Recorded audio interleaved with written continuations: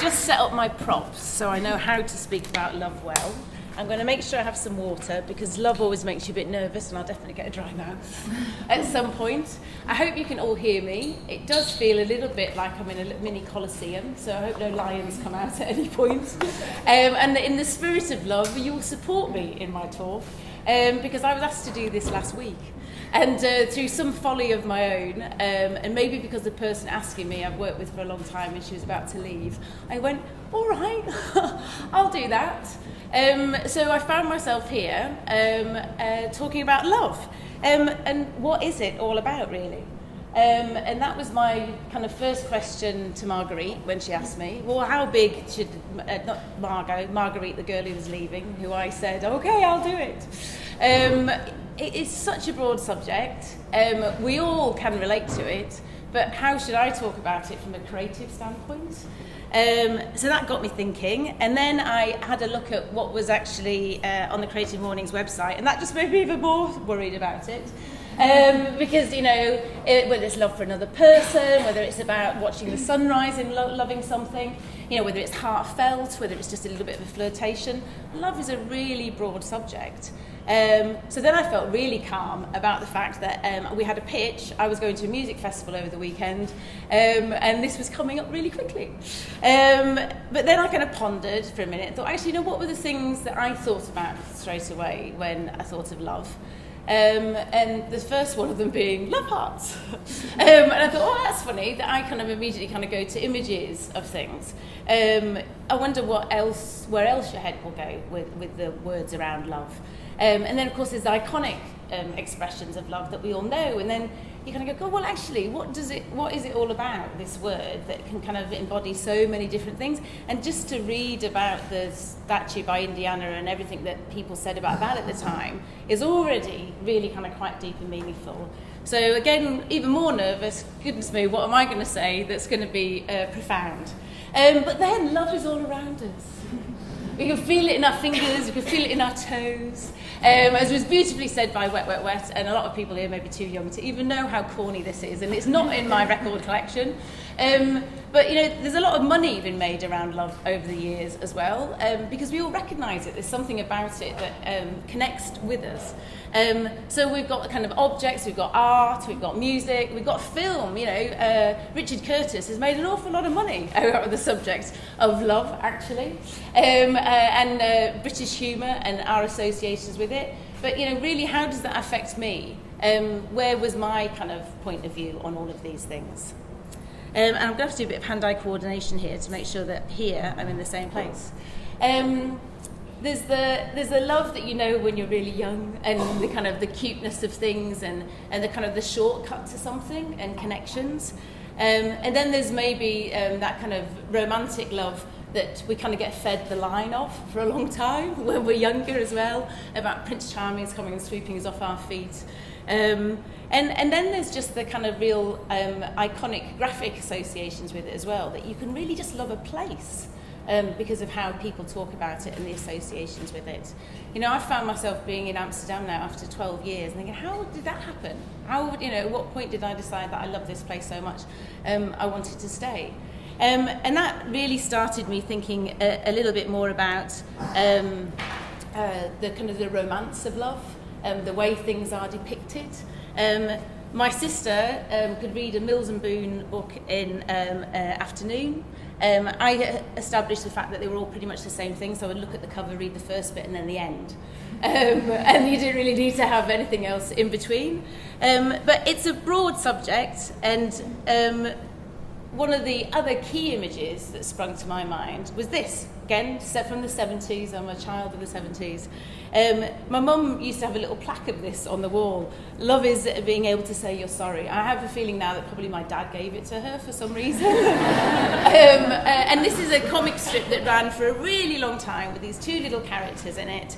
And that kind of started me thinking, actually, where does love begin and my associations with love? So that's really going to be what I talk about. The meaning of love for me, So it's quite personal, the things that I'm going to share. Maybe some of it will be reflection for you as well, because you might see some similar things within it. It's certainly not the kind of overused way of showing love that oh, I loved it, it was amazing, it's so fabulous. Oh, it's not about that. It was just about kind of maybe looking a little bit deeper and kind of thinking, well, has love made me the person that I am today through the way I have been loved, the way that I love others, and the way that I love the things that I do as well?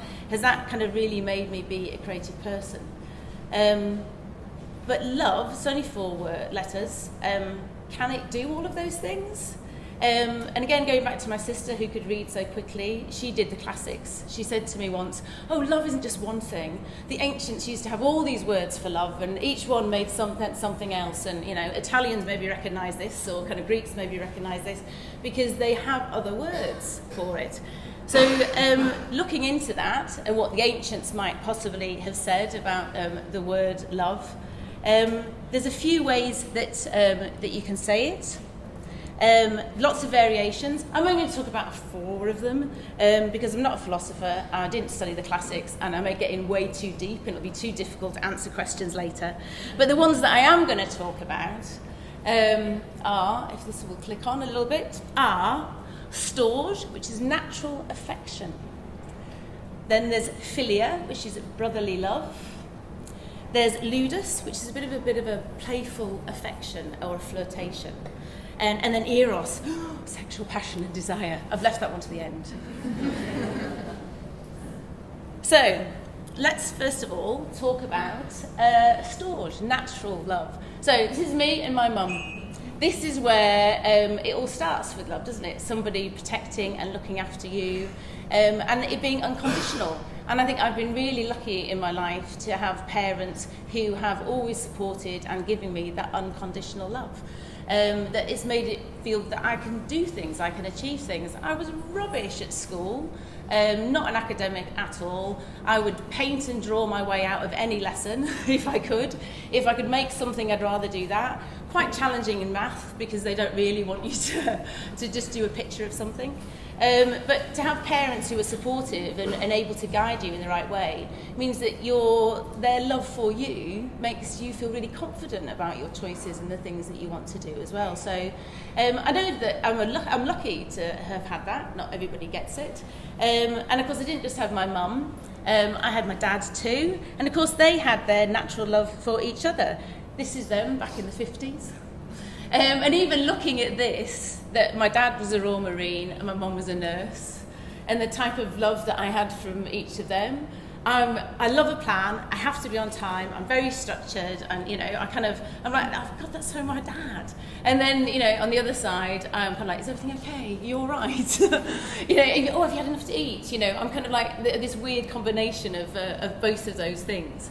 So I think for yourselves to reflect on the love that's been given to you from a very early stage in your life, how does that start to form the creative choices that you make along the way, and who you end up being as a person?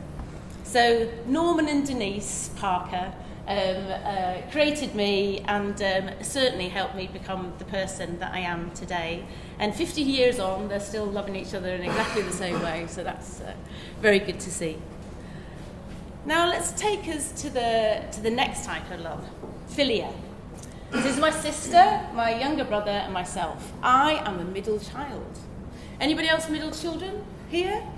There's a few going up. Well, I discovered some very exciting things about middle children that I didn't know, apart from the fact that I always had to sit in the middle in the car. And invariably it was because I would be stopping a fight between the other two. And the traits that developed through my love of them. Very close to my sister growing up. Little brother I used to fight with quite often, or they would then fight and pick on me. But it's that love that you get from them. Apparently, children, any parents here, siblings fight 8 times a day. 8 times a day when growing up. But that's really important because it forms who you are. So there's only 15 months difference between my sister and myself, and 3 years difference between my brother and I. We fought a lot. But when I look back, I don't remember so much the fighting. I just remember all the kind of other things about, and the adventures and the stuff that you would do together.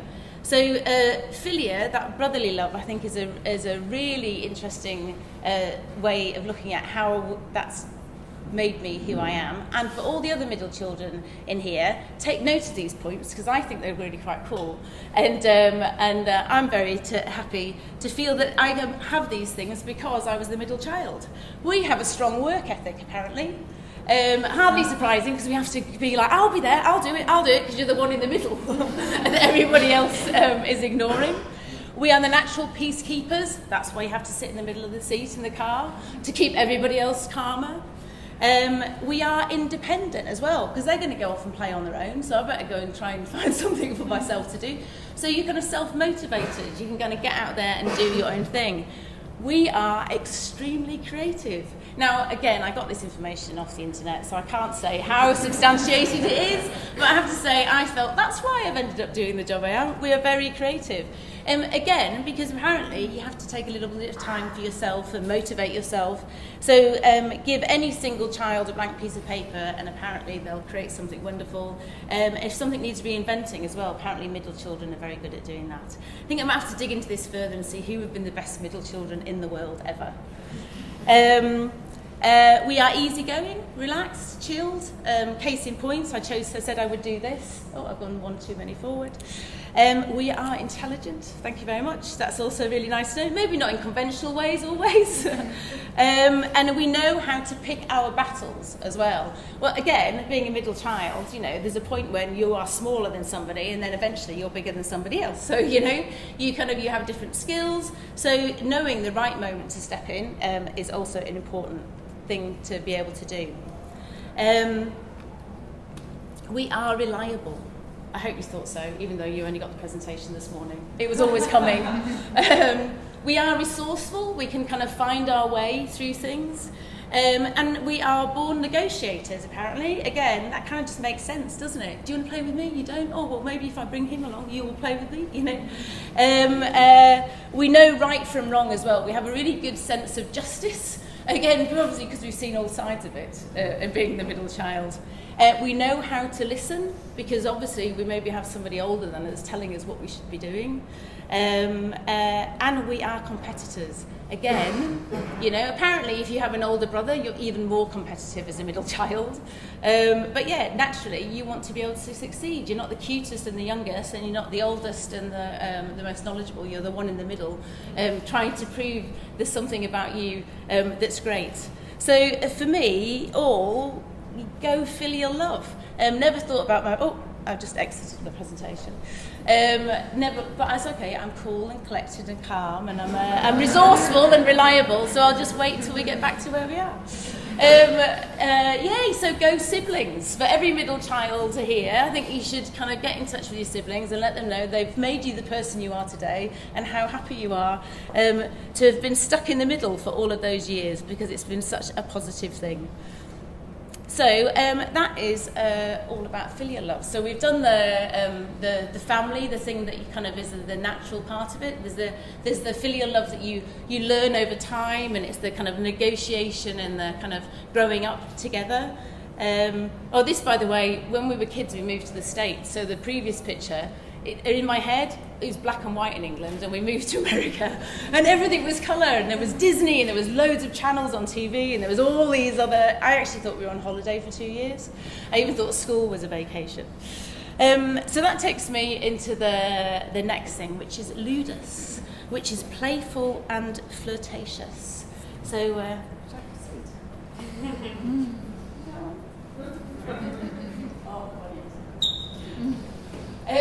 so flirtation is something that we all do, and we don't just do it with people, we do it with stuff, don't we? We do it with the things that we kind of try on to see how they fit. I've certainly done it with hairstyles throughout my life. I've certainly done it with kind of with music, with friends, with hobbies, with the things that we try.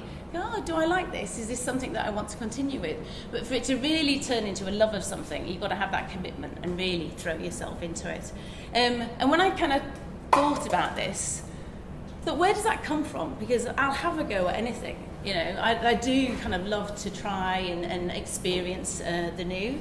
And again, just looking back a little bit at my childhood, I had things like this as a kid, books, best ever rainy day book, like 101 things to do with Sesame Street.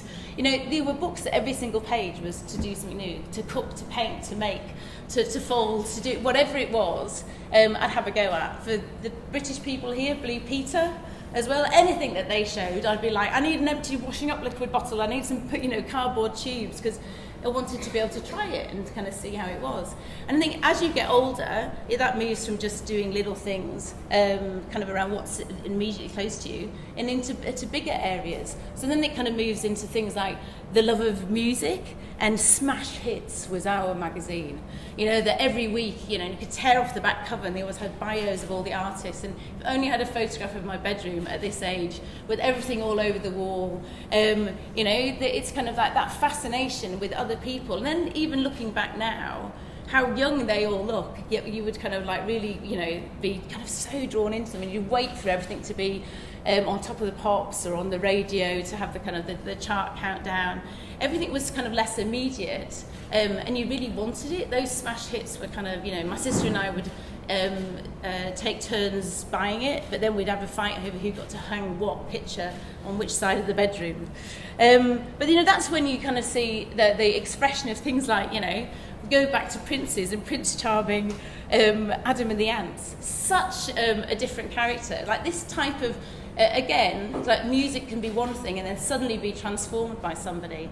I remember everybody in school suddenly wanting to kind of be like these characters, to be able to do the dance routine, to be able to kind of like even go to the local chemist to see if he could make something white that you could paint on your face to go over your nose.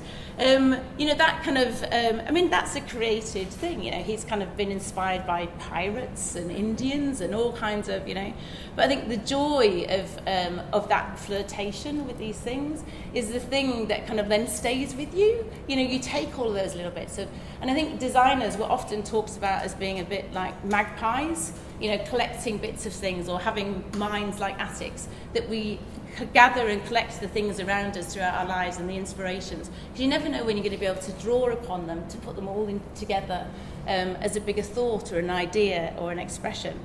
And I don't know how I got from Adam and the Ant to this next picture, but I was looking at kind of some of the things that I tried. I saw an old chair and I went, I could do something with that. And I've never done upholstery, never done anything, but again, it's that if you really want to have a go at something, if you really feel that you love something, then you commit to it and you kind of get on with it and you try it and you do it. And I think you see this with people who kind of like, they want to start baking, or they're going to start cycling somewhere, they're going to go walking, they're going to do, you can't just stay on the edges of this type of love. You have to really commit to it. You have to really go into it. I'm not going to become a full-time upholsterer. I didn't even become a full-time electrician, but it's amazing, though, how dangerous King's Day is for getting stuff that's going to turn into a project that you're going to then make into something else. But, again, if you're open to it, just give it a go, because you're never sure where these things will come from. And then I realised about myself that those flirtations always become deeper things, because I can't, if we go back to the middle child thing, do anything half-heartedly. If I'm going to do it, then I'm really going to do it, and I'm really going to commit to it. So that even kind of comes to some spring flowers. I'm not going to just go, I could just do a little thing. I'm like, suddenly the whole of my front door becomes like a window display, because I just get carried away with it, because I just enjoy it, and I love it. And also, the thing about flirtation is that you're getting something back as well, and I think that's such a part of who we are. The reason we do lovely things is we do want people to like them. We do want people to admire them or comment on them, or at least have an opinion about them as well. So, Mum and Dad, my siblings, and then my little bits of flirtations with life and the things that I've tried over time. And that takes us into our final kind of area, which was, of course, Eros, the kind of the more sensual, sexual side of love. And I thought about this for a really long time, and I thought, what are the types of things that I could talk about? What would feel appropriate? There's going to be people in the audience who I work with. This could be really, hey, but it's Holland. Everybody's really free here and liberated, you know. I could kind of go any direction with this thought. But ultimately, I decided, no, actually, there's some parts of love that should be kept just to yourself. So I'm definitely not going to talk about this one. I'm just going to kind of give you a little bit of a summation of my mental wanderings into the world of love, and what I feel we should all make sure that we're doing in order to get the most out of it and the most out of that word. I think ultimately for me, love is a driven thing. It's not passive. You have to be in it. You have to commit to it. And whatever word that you use from the ancients to describe that particular feeling of love, you have to be willing to be involved. And that's just life in general. If you don't commit to it, if you don't go in wholeheartedly and feet first, then you're not going to get anything back from it, and you'll just stay on the surface. So my message to everybody would be to just go and put yourself out there, be loved, love others, and hopefully the world will be a much better place for it. And that's the end of my little story.